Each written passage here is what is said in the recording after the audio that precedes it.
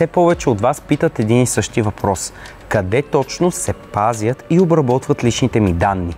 Днес разплитаме темата AI Privacy в 3 нива и ти показвам как да активираш опцията, спрямо която данните ти за AI няма да бъдат обработвани извън телефона. Първото ниво на защита се намира вътре в самия телефон.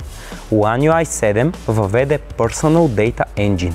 Това е на софтуерно ниво и е нещо като специална стая от трезорна банка, която обработва локация, история на снимки и навици, без да напуска устройството. Всичко това се криптира, за да не може никой да го прочете, а ключът живее отделно в Knox Vault, физически чип, изолиран от Android и от останалият ти телефон. Ако някой се опита да измъкне ключа, Vault-ът просто се заключва. Така, основните ти данни не напускат телефона и остават заключени вътре в него. Продължаваме с второто ниво на защита между твоите устройства. Когато носиш Galaxy Watch, той има множество данни за здравето ти. Също данни имат Buds, таблетите и като цяло всички аксесуари. За да останат защитени, щом някой аксесуар се свърже, Knox Matrix проверява кой е и отваря шифриран тунел за комуникация. Ако, например, часовникът се свърже към съмнителна Wi-Fi мрежа, Knox Matrix автоматично спира споделянето на чувствителна информация. Тук имаме и заявката от Samsung, че шифроването е на толкова добро ниво, че е защитено дори срещу бъдещи квантови компютри. А и не бива да забравяме, че всяко ново устройство получава 7 години апдейт пачове за сигурност, за да не остарее защитата ти. Завършваме и с третото ниво. Когато Galaxy AI използва облака, за да обработва данните ти.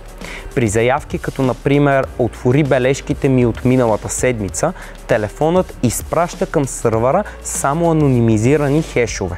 С други думи, не изпраща реалното съдържание на самата бележка, а само хеш ключ.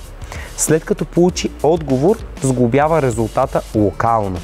На практика нищо лично не попада в облака и не се използва, за да те таргетират реклами.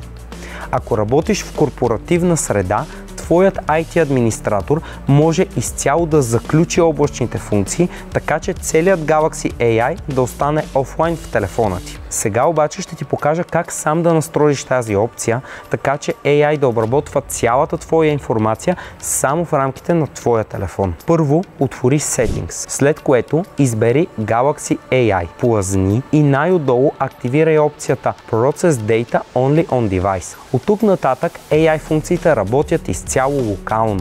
Имай предвид, че някои облачни екстри, например автоматично обобщаване на дълги текстове, ще се изключат, но основните инструменти, като например Live Translate, Circle to Search, си остават. За да обобщим с няколко думи, Knox Vault е сейфът вътре в телефона ти. Knox Matrix е щитът между отделните устройства и аксесуари, а с Process Data Only on Device опцията, личната ти информация се обработва локално само в телефона ти. Сега е твой ред. Кое от тези 3 нива ти дава най-голямо спокойствие? И искаш ли да ти разкажа по-подробно за някоя от тях?